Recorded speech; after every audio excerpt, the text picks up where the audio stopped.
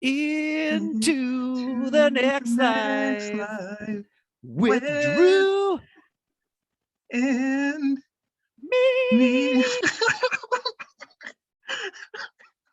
think we nailed it. We get better every time, I gotta say. Okay. Hey guys, welcome to the Drew and Me podcast with returning guest Garrett Smith. It's me. I'm back. Hello. This time with a mustache. And and Garrett Smith has a wonderful podcast called The Killer Bees. Oh yeah, thank you. Thank you for the plug, Drew. We just put out our Kelly Joe Minter episode, and probably by the time people are hearing this, our Oliver Reed episode will have come out. Do you know anything about Oliver Reed, Drew? No. Okay, Oliver Reed was a legitimately crazy person. The story of how he died is that supposedly on the set of the movie Gladiator, he got into a drinking contest and drank himself to death. He was a wild alcoholic, a British actor, famously just kind of drunk through most performances that you've ever seen him do. And just a total wild person that was very fun to do an episode on because he was just absolutely an insane person that was for some reason allowed to star in movies for like 30 years. So was he the actor in Gladiator who was he the slave owner who was like the coach who used to be a gladiator? Like, was he the one who has the line about the queer giraffes? You know what? I can't. So he didn't even get to finish the movie. They had to have like another actor come in, and it was actually one of the first times they did like CGI face replacement on an actor.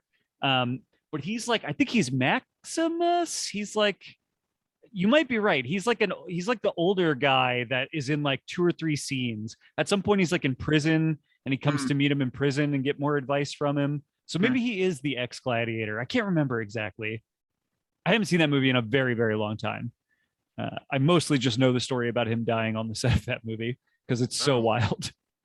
Oh, yeah. No, he sounds like a cool dude. I have to say, he specifically was probably not a cool dude. He was probably like a nightmare person, but he was a tremendous actor that was like very fun to talk about and look at the work of.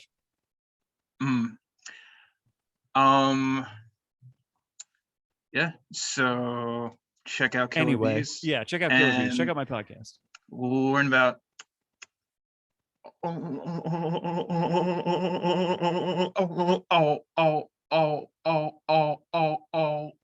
Oliver Reed. So Oliver Reed. Very cool. Reed. Yeah. All right, Drew. I'm ready to dig in, man. I know this is like, it's almost like we're piggybacking off of our last episode. Okay. So, so we're going to talk about the movie's Point Break, which stars Lori Petty, made famous for playing Kit Keller in A League of Their Own, which we talked about last time. Yep, talked about last time, and wanted more Lori Petty. And oh yeah, we did. As did America. America was like, more Lori Petty. Yeah, and yeah, so we're going to talk about Point Break, and we're going to talk about music, and then specifically the group with the group Cassiopeia, and then we're gonna talk about wait, did I say we were gonna talk about Point Break first? Because we're gonna talk about Tank Girl first. Flip it and reverse it. Yeah. Okay, cool. So we're gonna talk about Tank Girl, and then we're gonna talk about Point Break, with Patrick Swayze, Keanu Reeves, Lori Petty. Really, really fun time. We're gonna talk about that. But getting into Tank Girl, um, yeah, I definitely had a very uh yeah, the reaction specifically towards Lori Petty is that she just lights up the scenes she's in. Just like, Yeah.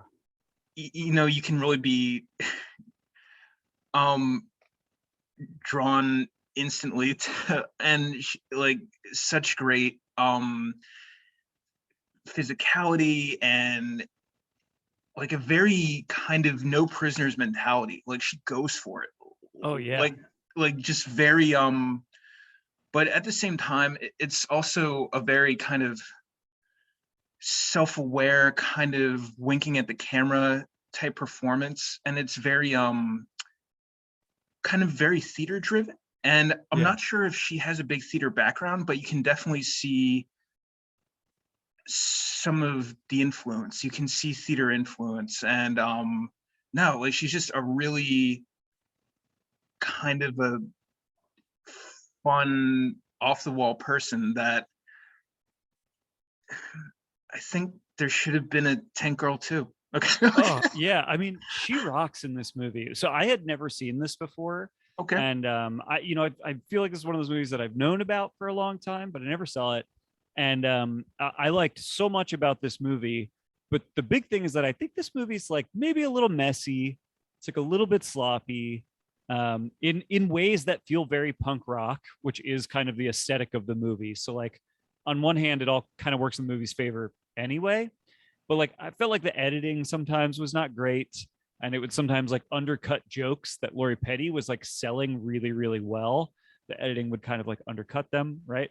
But I'm saying all of this to say that she is so good, none of that even matters. Like she really carries this movie because she is such like I don't know, like a comet, like a rocket. Like she is just like, she just lights the screen on fire when she's on it. She is constantly, as you're saying, like for the theatricality of it, she's like always at 11. Like she's just constantly at like, she's pitched so high all the time. It's like practically a camp performance.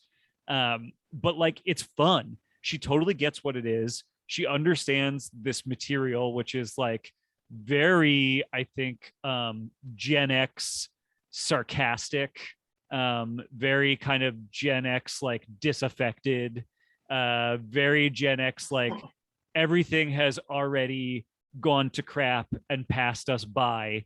So the best we can do is just like be ourselves and have a good time. And she is like really embodying that in a way that is so much fun.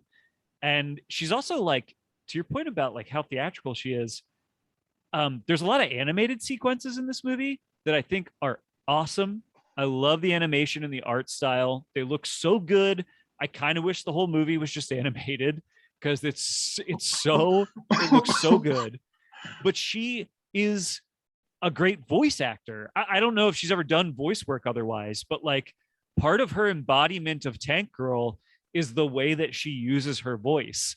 And it becomes very clear that the voice is as much like a tool as her body and her physicality when they go to the animated sequences, and we're no longer seeing Lori Petty, but like you don't even think about that. The animated girl you're seeing is Lori Petty because Lori Petty is Tank Girl. Like she is embodying that character so much that when they switch to an animated version of her, you're looking at the same thing and you're hearing the same perfect voice performance that she's giving. She is so good in this movie. Yeah, I totally agree, Garrett. And like in terms of the animation, like if they do a Tank Girl 2, maybe it should just be all animated. Or with how successful like the new Space Jam was, like Space Jam 2, like definitely still doing like live action animated, but maybe making more animation, like more animated scenes and Mhm. less live action. But with kind of like the art the art style in the movie and kind of look of it, it seems very current, and it seems like what a lot of people are doing with like graphic art and graphic novels and Oh yeah. like like Well, and I think it's based on a comic book. And the art style of that comic book is, I'm pretty sure, like very much like the art style of the animated sequences. And one of the things about that art style is it's very like cluttered. There's mm, just lots of stuff everywhere. mm, And they do that in the production design of the movie. I think I read that I think her name is Catherine Hardwick, was the production designer, and she's who directed the first Twilight movie, actually. She's actually a pretty good director, mm. and her production design in this is so cool. It's like it's all these like, I don't know, it's like pieces of old pop culture that are left over in this like post-apocalyptic landscape that everybody is just like repurposing into like their own style, kind of, even though the pop culture itself probably means nothing to them. You know what I mean? Mm, It is very much punk rock in that way. yeah. Like they're just co-opting all Mm, of this stuff, mostly just for like the style of it, you know? mm, yeah. That is a good point because like there is a lot of stuff in this movie, Yeah. and a lot of it's not really explained, but like things just kind of happen, and like um there's definitely kind of like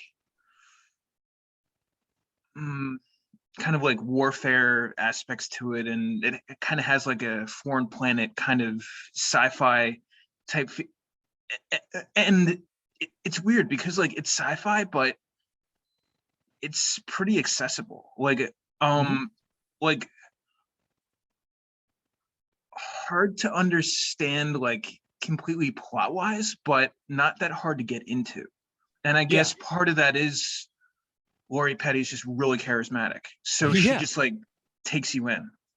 You're right too. It's like the plot of this movie is, it's not like confusing. It's just like things just kind of are happening, and there's not always like really connective tissue between the things that are happening, and Hmm. things that feel like in maybe a better script would kind of like be building, you know, like kind Hmm. of arcing upwards towards like a climax, just kind of Yeah. peter out and don't go anywhere. You know what I mean? There's Hmm. scenes that just like never really actually wrap up or resolve. We just kind of move on and never come back to what we were doing in that scene. Yeah. But it kind of doesn't matter. Like it kind of, we're mostly there to watch Tank Girl. Like we're mostly there to just watch the development of Tank Girl and her story across this wasteland. You know, she's like, Hmm. she is like a Mad Max character. And I do think actually the existence of the Mad Max movies makes a movie like this more accessible, right? Like Hmm. the Mad Max movies, there's already been 3 of them by the time this movie Yeah. gets made, pretty sure. And so we as a movie audience just like, we get it. We know what okay, we, if you show us post-apocalypse, desert, no water, we're in. We got it. It's like, that's it. You don't need to explain anything else. We've already seen a bunch of movies that kind of explore those details. And so we don't need to explore those details. You could just, you can give them to us like at face value, and we go, yeah, got it, got it, got it. Hmm. That's a good point. And um uh um uh who was the director of the original Mad Max again? Because he did Oh, the new that's a, one too, didn't he? yeah, that's George Miller. Okay. George Miller has directed every Mad Max movie. Oh my Um, goodness. Awesome. yeah, yeah, and all of the Babe movies, the movies about the talking pig. Oh. Those are also his movies. Yeah. Yeah, the guy is a literal genius. He's a doctor, I believe, outside of being a director, and made a bunch of the scariest, weirdest post-apocalypse movies, and also a bunch of the most heartwarming talking animal movies that have ever been made. Mm. Um. But Yeah. one of the things I dug about Tank Girl, the Power and Water company, right? Is that what they were called? Power and Water, Water and Power. I don't remember. And they were like, they were the villains, and they kind of, they did this really, I don't know, fun thing, I thought, where the company that owns the water, which is important in the post-apocalypse, right, is Mhm. also the government and is also the military. So Mm, it's like it is this kind of scary vision of the future where mm, those three things are just one entity, right? mm. The military, the government, Yeah. and the what's the word for what power and water is? The utilities. Mm, The utilities, the military, and the government are just one entity. That mm. is a scary eventuality of capitalism, and I like that. I don't know. I think that's like a fun, not fun. It's like a scary. I don't know. That's a good read on things. It feels like in the world now that I live in, I'm like, yeah, I could see that future. I know how we get there in literally 5 years. Mm. I kind of felt that way too. Like how like it is kind of like a post-apocalypse type setting, and how uh now, like in terms of resources, we do have to be like more conservative and really keep track of like how much water and electricity we're using and things like that. And this movie just does it a lot more extremely. Yeah, Uh um and uh um uh it does kind of it does kind of like hit me on a level where I do want to be careful with how much like water I drink, or what we do with water. sure. Uh, Yeah. I, in the movie though, it made me think more about things like, when they're stabbing people with that thing that just drains them of all the water in their yeah, body. yeah, It's like, again, it's like I already feel like I'm living in that world. Not that they're stealing the water out of my body, but like I'm like destroying my body for pennies every day for this like, you know, company I work for under this stupid capitalist society that I live in. And it's like that's what they do. They drain you of your life. That the capitalism is a system that just, uses your body until it is dried up and there's nothing left of it. um, yeah, um,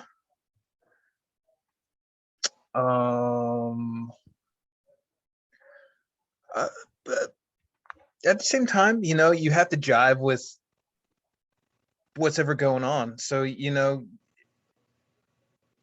it's the type of thing. It's like you just kind of, you take the hand you're dealt. Circumstances, you just kind of, work with whatever's going on. Yeah.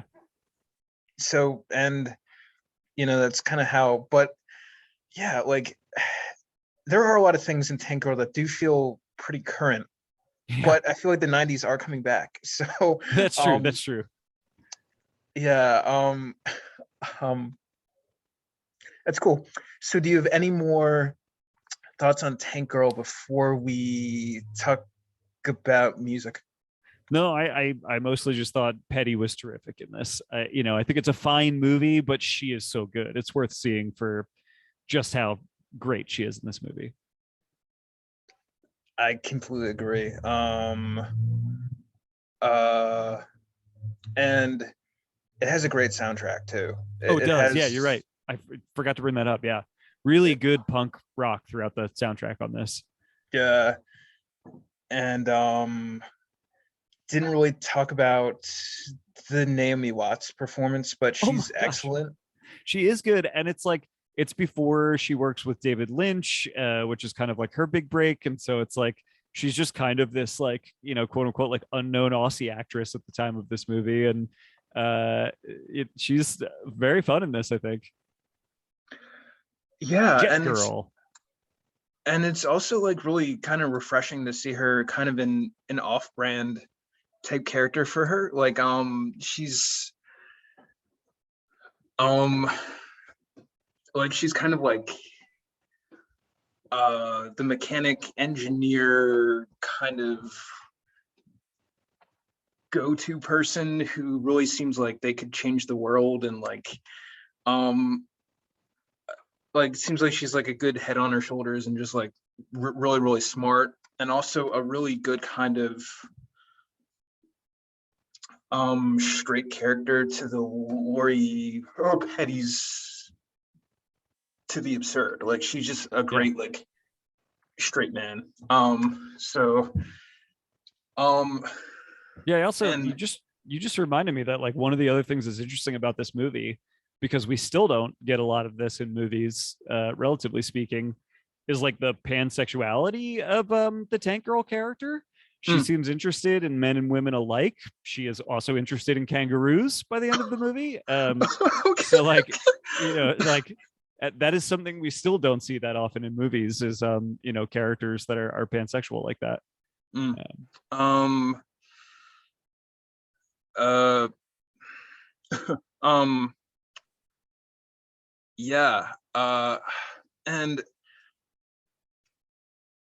that's actually a really good way to connect to a point that I'd love for kids to watch this movie because I think kids would really like it. yeah, But some of this stuff is like there's like too much skin, or like sometimes it's a bit adult, and like yeah. there's like sex scenes and stuff in it, and like it, it's definitely intended for adults, yeah, you know. but maybe kids watch it without the sound on or something. Sure. But I guess there are like graphic images, like, or maybe they could reboot it and make a more kid friendly version. So that I think would be a good idea. That's interesting. I do really like the kangaroo makeup effects as well. I wanted to mention that as long as we're tired. I think they look really good. Um, yeah, the makeup in general in this movie is outstanding. I definitely think I need to watch the movie again, like just kind of for like I don't know, music production design, makeup, and then performances. But yeah, there's like some really good individual scenes where the characters are pretty unrecognizable, and like some really clever costumes, and Yeah. um yeah, good makeup. No, so honestly, if you're like a movie junkie and haven't checked out Tank Girl, you should. Oh Okay. yeah, check it out. Check it out. All right, you Cool. want to talk about some music, my man? Absolutely. Absolutely. So Cassiopeia. Yeah, I had not heard of this group before. Um they're so new to me too. I like kind of just discovered them myself. okay. And genre wise, would you say specifically Japanese pop? Yeah, so I believe this is referred to as city pop. I think that's Okay. what this genre is called. Okay. Um, but I think like more generally, a music fan would probably say it's like it's kind of like jazz fusion, I guess. Okay. And yeah, they're a Japanese group. I believe the city pop genre is specifically basically Japanese jazz fusion. Hmm. Just kind of gets referred to as city pop, is my understanding in my limited experience with it. And so I've been listening to like a few different artists Hmm. recently in that genre because I've really been enjoying it. It's good music to like work to, kind of. It's Hmm. like mostly instrumental. Yeah. A friend of mine made fun of me and was like, "This is what my dad would listen to on Sunday mornings." You know, it's like, and it does a little bit have like a sort of easy listening vibe going on to it.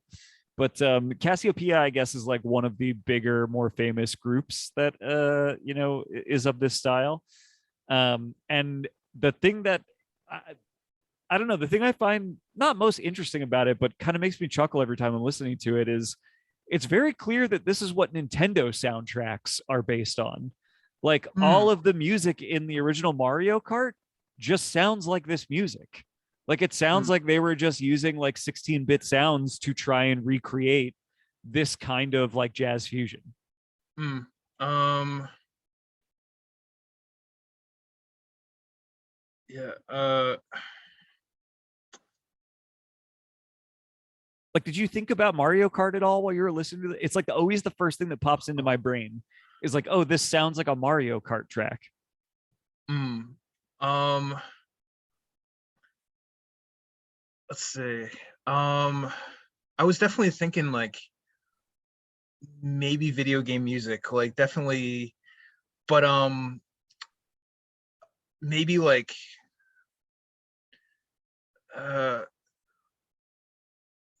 like growing up in the 90s, played like the Star Wars games for like Super Nintendo, and like I feel like this could be the Star Wars soundtrack, or if they made another Star Wars movie, they could do the music, or they could do like a scene, or like or something. Because I know, Star Wars, it is uh yeah, well, like that's just primarily Williams music. So Yeah. like that's just like John Williams, but uh of course there's so many different incarnations of Star Wars now. So like another Star Wars animated series, like if they do the rebirth of the Clone Wars or something, or kind of like just like the Yoda show, or like something like that. Dude, if they did a Yoda show and it was scored this way, I would be so into that. That would be so funny, actually, having Yoda. Just because, like, if you honestly, like, they would never do this, but if you told me I got to make a Yoda show, I would make it like set just like 5 years before we meet him in Empire Strikes Back. So he's already still like a 900-year-old man that can barely move around. Mm. And it would be all of this Japanese jazz fusion while he's just like catching frogs and cooking them in his little like hut in the Mm. swamp. That would be so funny. Yeah. Um. Did you like this music? Like, were you into this? um. Let's see. You know, the first and like second like times I listened to it, I kind of did get like, I was just kind of like thinking about different things, or like the vibes were different. Like the first time I listened to it, definitely kind of like Star Wars or video game soundtrack. And second time I was thinking like more prog rock, like Mm-hmm. maybe like in the like soundtrack to maybe movies in the 80s, like Mm-hmm. Karate Kid or something like Mm-hmm. that. Totally. Yeah, yeah, yeah. I could definitely see that, or like a band like Yes. I Yeah. totally see like the progressive rock, and even like more current bands like at the same time, like I think Yes does still tour, and I yeah, like yeah, I'd consider them to be still pretty current. And if you like Cassiopeia, check out Yes. You will like Yes. Sure. Yeah. Okay.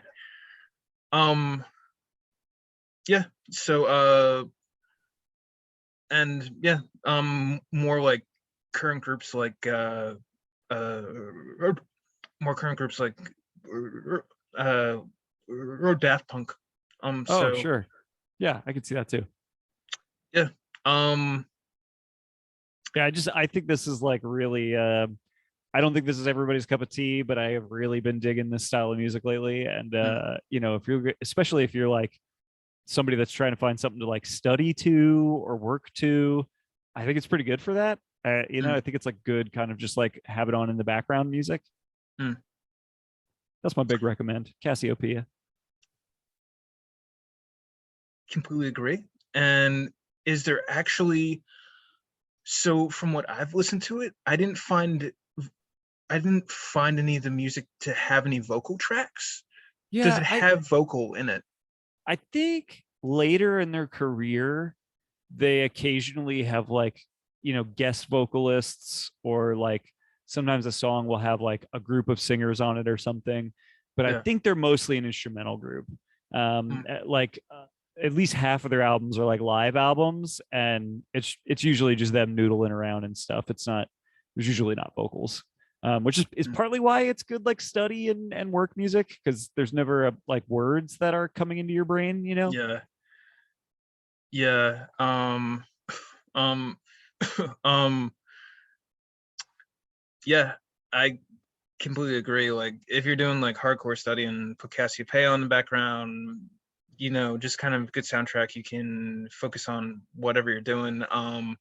Yeah, it could have a similar effect to like classical music. Yeah, yeah. I thank you for the opportunity to tell more people about Cassiopeia. Been spreading the good word lately.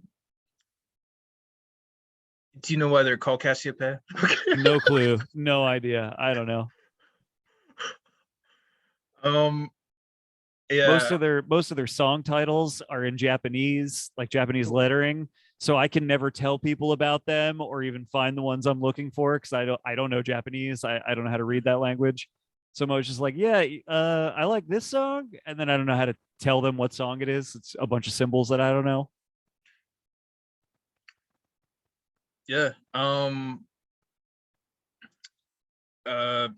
Yeah. So.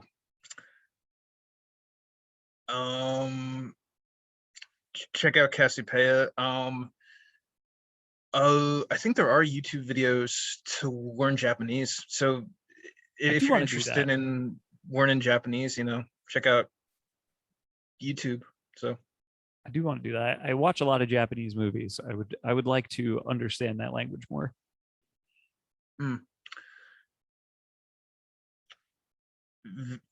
That is really cool. Yeah. uh okay. So in like last like 10-15 minutes, just kind of like wrap up time, we can talk about the movie. We can talk about Johnny Utah in Yeah. Point Break. Okay. Utah, give me two. Give me two, Utah. Two. Man, this movie is so good. Gary Busey is in this movie and is Indeed. good in this movie. Yes. Yeah. Like, which is a crazy thing. Keanu, I think, is great in this movie. Patrick Swayze is fantastic in this movie. And Lori Petty is great in this movie. Yeah. It's such a good cast. And oh gosh, why can't I think of her name now that directed the movie? She's an Academy Award winner. Why can't I think of your name? Hold on, I'm gonna look it up here, Drew, while we start talking about this movie. All right, that sounds good, Garrett. Had you seen this before, Drew? I'd seen a little bit of it on like TV, I think one time. I think it might have been when I was living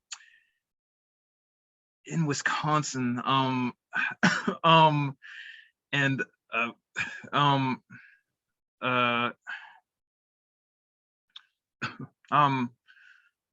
uh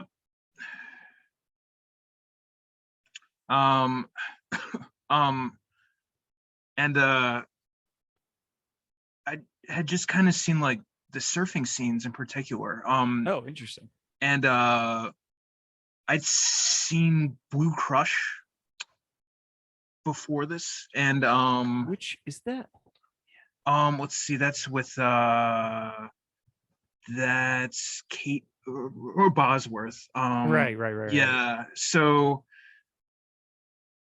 if you're into Point Break, check out Blue Crush. But had just kind of seen the surfing scenes, and then I think I saw the skydiving scene. Oh yeah, sure. Yeah. So just kind of like good stuff to kind of get into, and then I didn't even really get into any of the heist stuff or any of like the cop stuff, because this movie is a few different movies. Yes. And I think that's something that's really cool about it. And the first time you were on the podcast, we talked about the movie The Doors. And if you like the Doors movie, I think you'd like Point Break too. Oh, that's interesting. That's an interesting comparison. I think I can kind of see where you're going with that. So this was directed by Catherine Bigelow. Do you know her name? I've seen Zero Dark 30. I know Yeah. she was married to James Cameron. Yep. Two of the greatest directors of all time. Yeah. She I think won an Academy Award for The Hurt Locker, if I remember right. I think was that Best Picture its year. I think it won. Near Yes, sir. Dark she made, which Yes, is sir. another cult classic. Strange Days, another cult classic. Like she's a tremendous director. Mm. And this might be my favorite movie that she directed. And this is like maybe a reductive, stupid thing for me to say, but I've always kind of thought that like the reason this movie is so good is because it is an action movie through and through. But in being directed by a woman, it is like focused on the emotions of the American action film, even in the action moments. Like Mm. it's focused on, and emotions is the wrong word. It's focused on the way things feel. And so like the foot chase, which is so good, it's like one of my favorite foot chases in any movie. The reason it's so good is because you can feel it. You can feel how fast and how hard Keanu is having to run to keep up with him. You can see the sweat on his face. The cameraman is running with him through those alleys, and you can feel how, I don't know, how much energy needs to be exerted in order to do this, And it feels like in every scene, no matter what you're talking about, this movie is focused on how things feel and the feelings in that scene. And it's maybe a stupid reductive thing to say that that's because it was a female directed movie or whatever, but I have always thought that that's like why this is such an effective action movie, and why I think it's like one of the great action movies of the 90s. Mm. Yeah. It definitely is very emotionally affecting. It's definitely very emotional affecting. You definitely do kind of like feel a lot of different reactions in it. And for the for the Swayze character in particular, I can't remember his character's name. Bodhi. Okay. For him in particular, like there's something so likable about him. Like Oh he yeah, plays dude. this like anti-hero guy, and he's He's charismatic as hell. Like you totally get it. When Keanu enters this guy's world and he sees this guy, you yeah, like completely get it. You're like, yeah, of course Keanu wants to impress this guy and be this guy's friend, you know? yeah, yeah. Yeah. You and uh and you had you had recommended this to me, Garrett, saying that think about it as like a romance between Patrick Swayze and Keanu Reeves, like going into Yes. it, and then you kind of you, you kind of get it, and there's definitely some like scenes at the end where that becomes really clear too, in a lot of different ways. So and kind of like fraternity and brotherhood, and you kind of really get that, but also yeah, so you know just try to think about this film positively, and like because there's a lot of negligible, objectionable things that happen in this movie, like a lot of objectionable things that happen, Sure. particularly the way women are treated, and in particular like they're not treated well. So Oh yeah, I mean they don't even really like, they basically keep them out of the stuff the men do, right? Like yeah, yeah, you mentioned to me, you were like, how come Lori Petty like couldn't be part of the heist? And it's like she probably could have. She probably would have been good at it too. Like she would have been a useful asset to them in the yeah, crimes that they're committing. But yeah. they are all about this weird brotherhood thing and the masculinity of it and whatever. And so they keep her out of it. And Mm, so like I think that the world of the movie is very much like a misogynist world, you know. mm, Um, uh, but I don't know if that necessarily means the movie itself is that, right? I think the movie is depicting that world for sure, though. Mm. Um, could you elaborate on that? Well, like, I don't know if the movie itself is misogynist for not having Lori Petty's character get to be in on all the fun with the guys. Yeah. I think the movie is depicting a misogynist world in which the guys don't let the girl in on everything. Does that Mm. make sense? Like what the distinction I'm making? How it's intentional rather than Yeah. it's more intentional rather than it's left out for a reason. How it's not just incidental, it's a Yeah. conscious choice. Yeah. And That maybe that's that's the my female thought about it. director's touch. It could be. Yeah, that's my thought about it. And I don't know, you know what I mean? But that is how that's how this movie comes off to me, personally.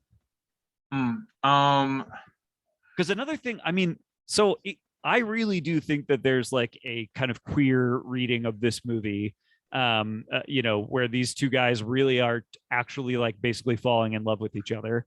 But maybe again exist in a world that is hyper masculine, and so is pretty homophobic, and so they are not really willing to allow themselves to fall for one another, and so they sublimate their love for each other through extreme sports, through committing crimes, and even through dating women.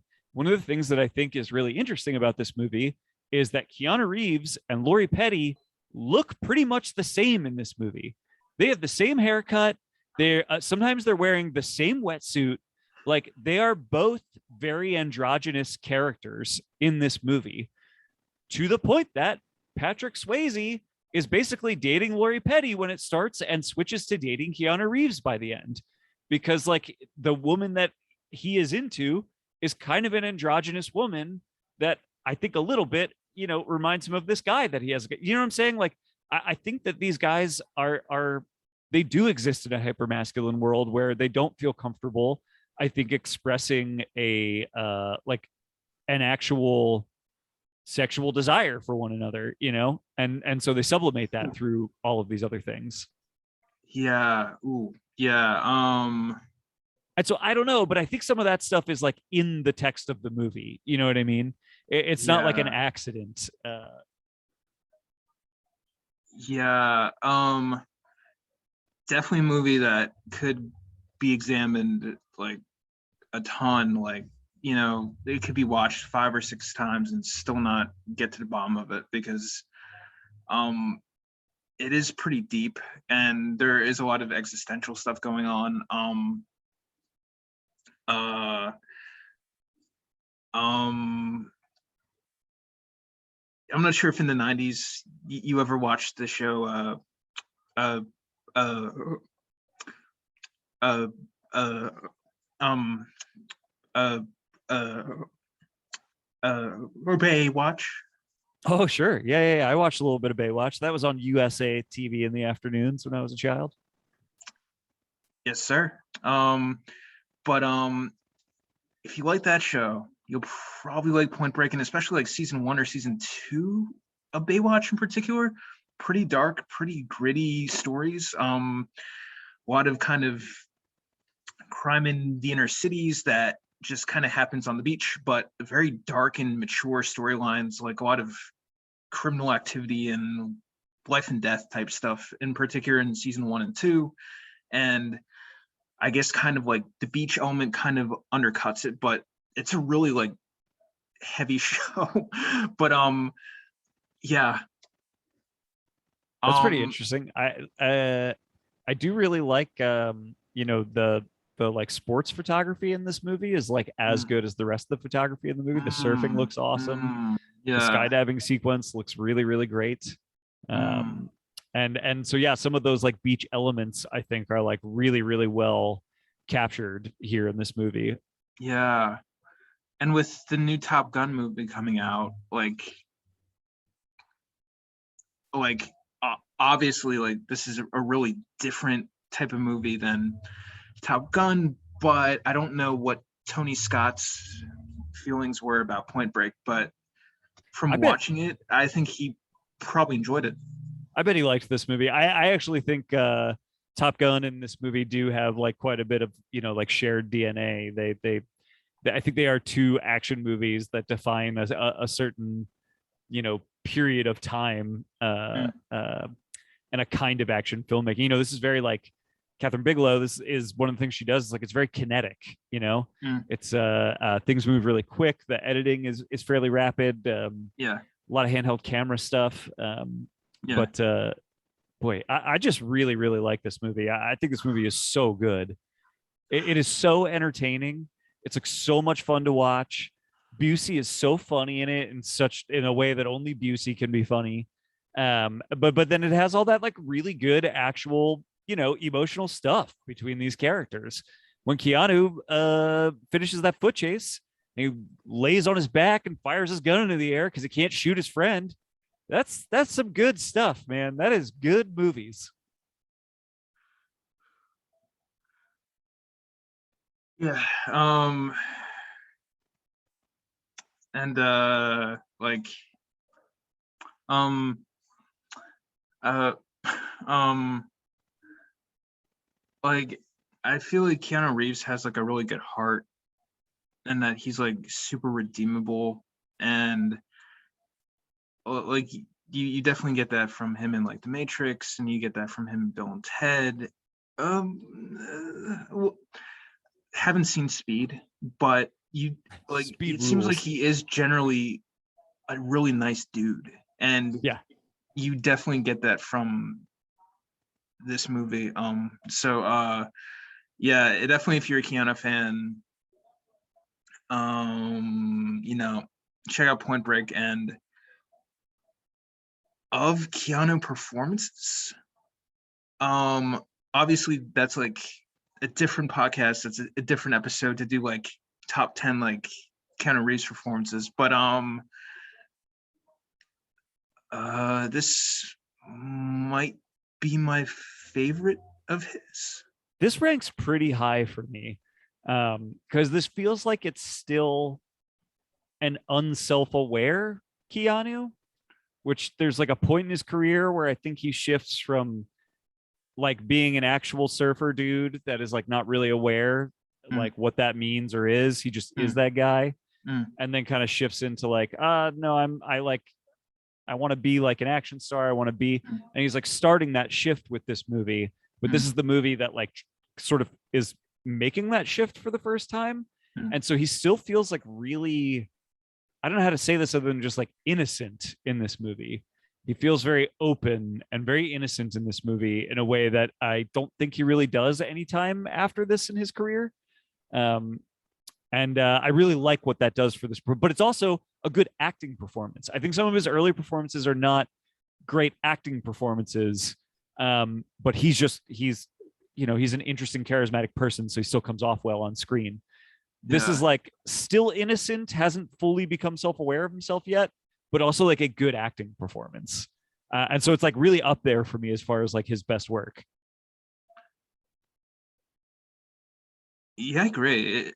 It's like great acting, and the character's so likable too. Like Yeah.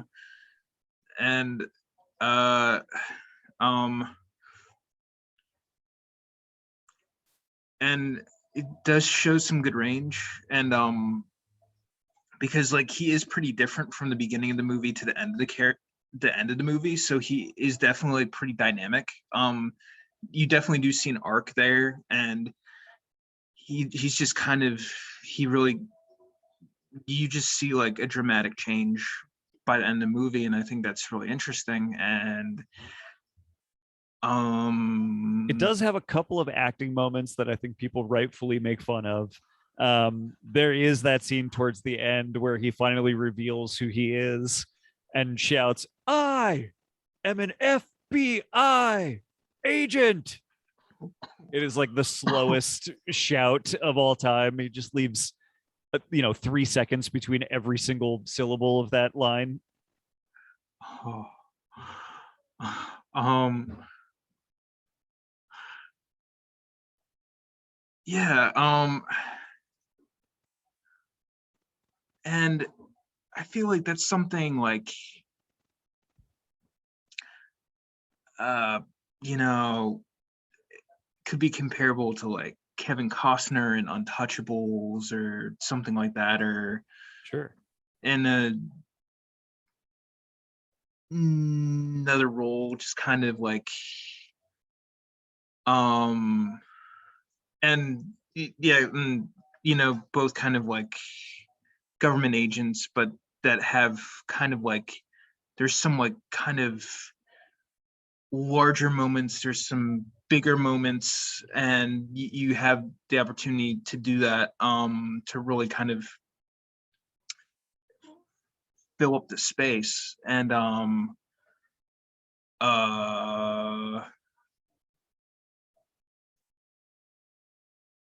I'm a big fan of like movies that are like over the top, or that have big kind of Me huge too. performances, and that Me do too. kind of do the, yeah. Well, like, I'm sitting here saying like, oh yeah, I think people rightfully make fun of moments like that, but I also think moments like that are like part of why this movie is good. It is like one of the charms of this movie is that it's got some of these like pretty big moments. And I think this is a little bit of what Bigelow is drawing out of the material too. Is I think there is a bit of a soap opera to this movie that is intentional. I think it's like tapping into some soap operatics that are in the script and stuff, and so I think some of those big performance moments kind of lend themselves to that. Mm. Um,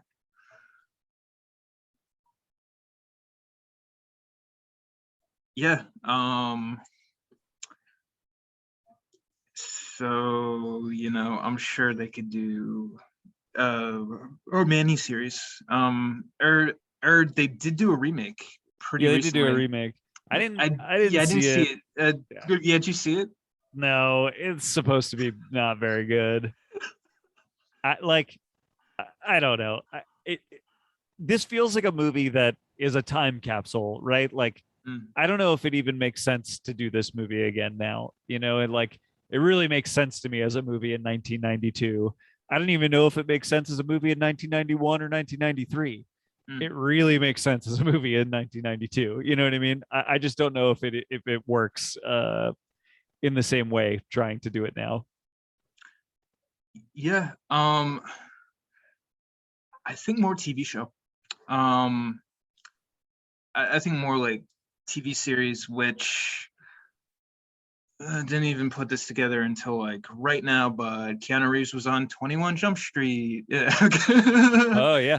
Well, the thing that people love to talk about is that the movie The Fast and the Furious Mm, is like kind of a remake of this movie. mm, It's the exact same plot, except the FBI agent is infiltrating a group of drivers as opposed to a group of surfers. mm. Um, Ooh, and so there's 10 of those movies now. Like they kind of have been doing a long running Point Break series, in the sense that the Fast and the Furious movies started off as kind of a Point Break ripoff. mm. Um, yeah, no, Garrett, that you definitely have a soft spot for the Fast and the Furious I'm a huge fan of those movies. franchise. I never made like uh that connection, or like the parallels to that Fast and Furious does draw a lot from Point Break. And even in the Simon Pegg and Nick Frost movie, Hot Fuzz, they Mm-hmm, mm-hmm. actually watch Point Break Yeah. while they're doing that movie, and And they even that's there is a pretty foot cool. chase in that movie that is heavily inspired by the foot chase in this movie. And there is even a scene in which Nick Frost lays on his back and fires his gun into the air while screaming because he can't shoot his friend. That is cool. That's awesome. Yeah. Like, I honestly didn't discover this movie until a few years ago, just like watching on TV, which I think, um, like, I think it was probably too violent, or when I was growing up, and it was rated R, and so I guess I just kind of missed it, and I don't remember it being on TV a ton when I was younger. So this was just kind of a movie I missed. So for everyone that is a millennial that didn't see this movie or that missed this movie, check it out. You're in for a treat. I totally agree. It's great. Yeah, it's a good time. And I know really the topic of conversation here was Lori Petty. So just really Yes. quick, I would like to say that she is great in this movie. By the way, as Tyler, she's even got an androgynous name. But I think she's really good in this. I agree with you that they don't give her a ton to do. You know, she is kind of just like the girlfriend, you know what I Yeah. mean? Yeah. But she brings that like that very particular Lori Petty kind of hard edge to this role Yeah. that makes her like a really interesting counterpart to these men. I feel like the way that she acts alongside them is very interesting and is pretty unique among like females in action movies. Yeah. Maybe TV show about her.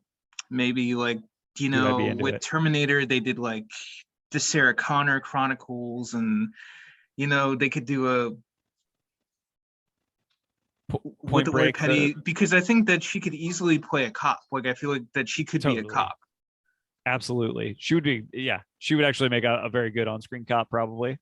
Like in the first scene with like the taco scene, like she seems like she's a cop or something, or like she seems Right. like okay, like just very like, I'm not gonna take anyone's crap or anything, like we're just like doing things. And like, and then, you know, she and Johnny Utah, they fall in love, and you know, that type of thing. Which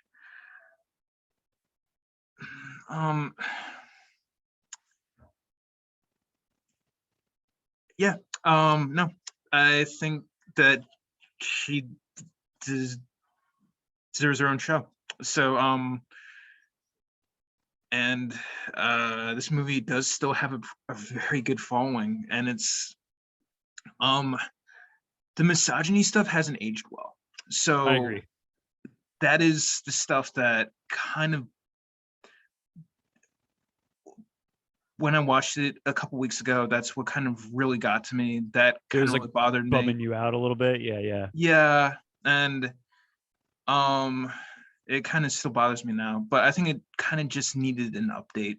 So and if they reboot it again, or if they do a TV show, like I think that's kind of something that we could see in an update. Yeah, I mean, I think if somebody made this now, they probably would incorporate the Tyler character into like a lot more of the action and plot. Yeah. Especially because it like, you know, because of Petty's performance, you do kind of go like, why isn't she part of these robberies? She would be good at this. Like, she would be nothing but a help to you. Yeah. Yeah, and I guess I feel like it's alluded to in the movie that she and Patrick Swayze, they did date prior to Right. that, right? Right. Like they used to be together. So did she used to be part of the gang? Right. I don't know. Like I said, I get the impression no, because they are so into this like boys club that they're running, right? Um I get the impression no, she wasn't. But from her character herself, again, it's like I don't know why she wouldn't be. She is clearly capable and talented. She Yeah. is like I don't know. I just don't know why you wouldn't. You know what I mean? Yeah. But And and like the cops are super misogynist throughout it, but also like oh, cops yeah. are super misogynist. You know what I mean? Like I like watch the movie and I'm like, yeah, that's how cops are. Uh, like yeah. Um.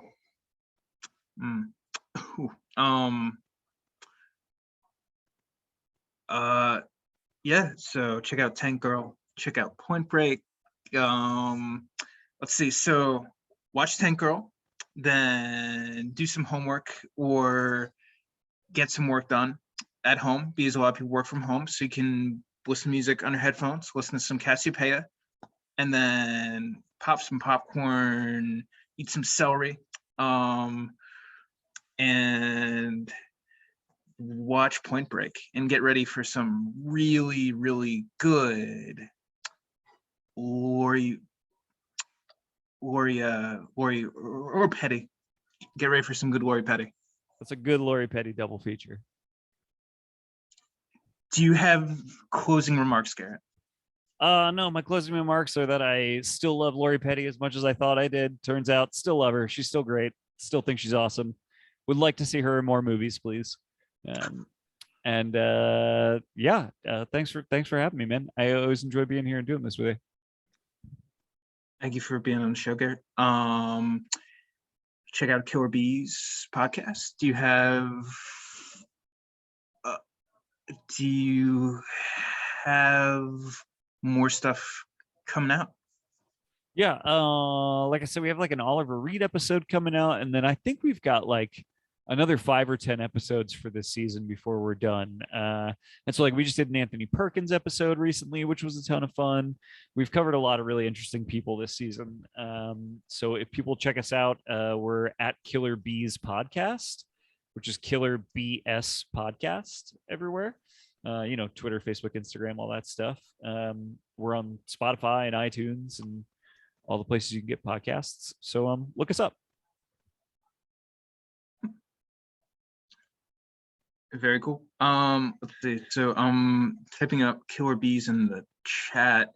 Is it Killer and then Bees, B, capital B, small s? It's here, I'll give it to you. It's Killer Bees Podcast, like that. Aha. Very nice. Thank you, Garrett. Yeah. Yeah, check out Killer Bees podcast, and thank you guys for tuning in for for Drew and me. Thank you guys very much. You've been Drew, and I've been me. Okay, thanks, guys. Okay. Let's see.